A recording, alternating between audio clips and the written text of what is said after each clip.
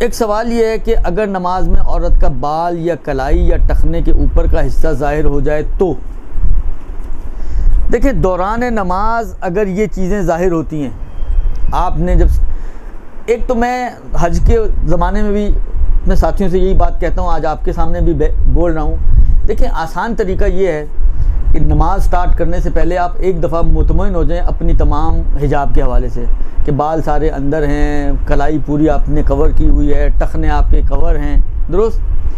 उसके बाद ध्यान ही नहीं दें, फिर ध्यान नमाज में दें, इधर उधर ध्यान ना दें, दुरुस्त। अपनी तवज्जो ले जाएं खुदा की जानिब और नमाज पढ़ के फारिग हो जाएं।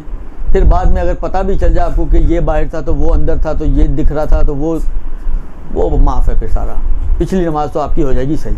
तो सबसे आसान तरीका यही है। यानी ये तरीका जो मैं आपको बता रहा हूँ खिलाफ शरीयत कोई चीज़ नहीं बता रहा हूँ। शरीयत ये कहती है कि एक दफ़ा जब आप मुतमईन हो गए, शरीयत ने ज़िम्मा नहीं रखा कि हर रकत के बाद चेक करो या हर 5 मिनट के बाद। 5 मिनट के तो खैर हमारी 3 नमाजें 4 नमाजें हो जाती हैं, यानी हर चंद लम्हों बाद देखो, अपने आप को चेक करो।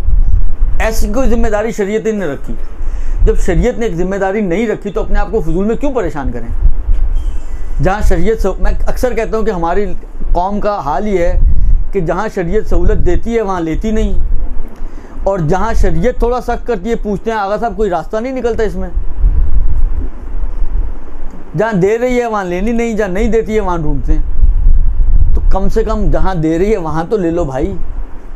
तो असल चीज़ तो यही है कि आप सुकून से एक दफ़ा चेक करके दाखिल नमाज हो और उसके बाद अपनी तवज्जो को नमाज पे रखें, और नमाज पढ़ने के बाद चाहे पता भी चल जाए कि जी बाल खुले थे, या मतलब फ़र्ज़ करें टखना के ऊपर से शलवार उठ गई थी या बाजू ऊपर हो गया था, आप खुदा के अंदर गर्क हो जाएं, आपकी नमाज सही हो जाएगी। ये एक चीज़।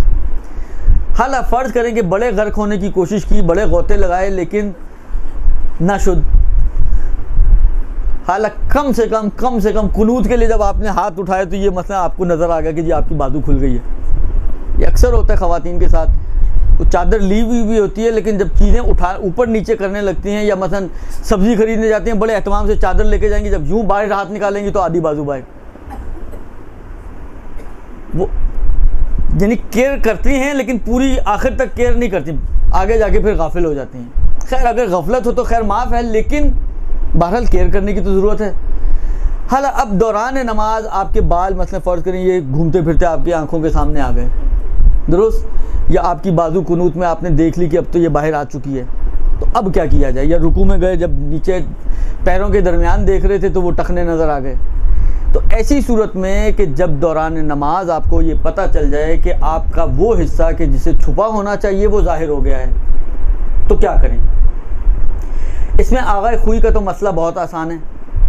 एक जुमले का मसला वो ये कि आपकी नमाज बातिल है, लिहाजा दोबारा से कवर करके सही तरह से नमाज पढ़ें। आसान। आगा सिस्तानी फरमाते हैं कि नहीं, अगर तो जब आपको पता चला फ़ौरन ब्रेक मारें, आप उसी हालत में कुछ ना पढ़ें, उसको कवर करें और फिर नमाज को कंटिन्यू कर लें, तो आपकी नमाज सही हो जाएगी,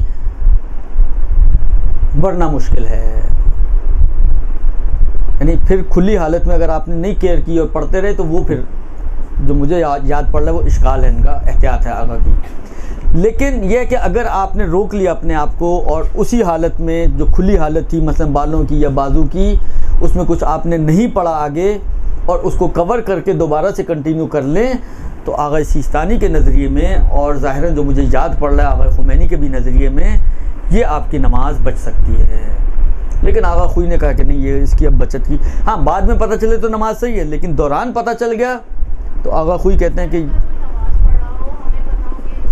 नहीं, आपको बताने की ज़रूरत नहीं, आप अपनी फ़िक्र करें, दूसरों की फ़िक्र ना करें, दुरुस्त। ये मैं बता चुका हूँ कि इसकी वजह क्या है कि क्यों नहीं बताना आपको, आपकी जिम्मेदारी नहीं बनती है। तो मैंने कहा ना कि बाद में अगर पता चलते दौरान नमाज पता नहीं चला तो आपकी नमाज सही है।